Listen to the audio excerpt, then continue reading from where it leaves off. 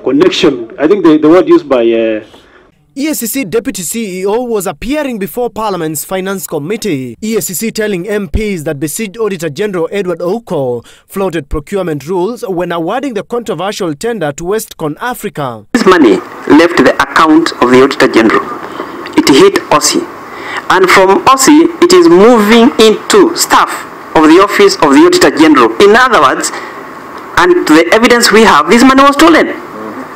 And we have identified the thieves. And we are not talking about 2 shillings, we are talking about a lot of money.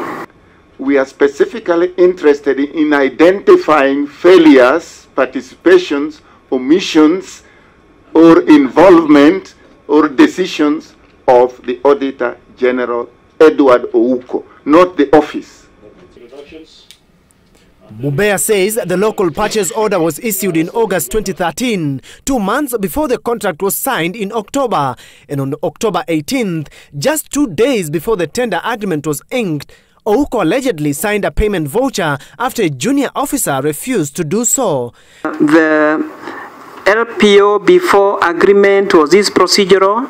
Chair, we are saying, and this is our findings, and I want to believe at that point this was not correct. It would not have happened that way.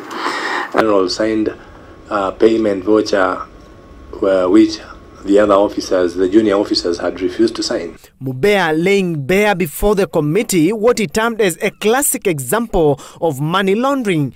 In a money trail excerpt presented to MPs, a sum of 100.7 million shillings in the Auditor General's office KCB account was wired to Aussie Kenya's KCB account. It is Aussie Kenya that was then used to distribute the proceeds of the inflated tender. Westcon Africa, whose director is CIA gubernatorial aspirant William Oduol, received a total sum of 36.1 million shillings in dollars. The same Aussie Kenya wired the remainder of the 100 million shillings to Njuguna and partners, who received a whopping 36 million shillings. It is the 36 million shillings that was later channeled back to the office of the Auditor General, where employees shared it out. EACC terming these as proceeds of crime and money laundering. The EACC did not, however, illustrate how Ouko directly benefited from the proceeds. I have explained the money trail, how the monies were moving. There is nowhere I have said this money went into Ouko. Thank you. Yeah? So if we wanted a direct response. Appearing before the committee later, DPP Keriako Tobiko said EACC did not furnish him with adequate evidence to nail Ouko, prompting him to ask for more investigations.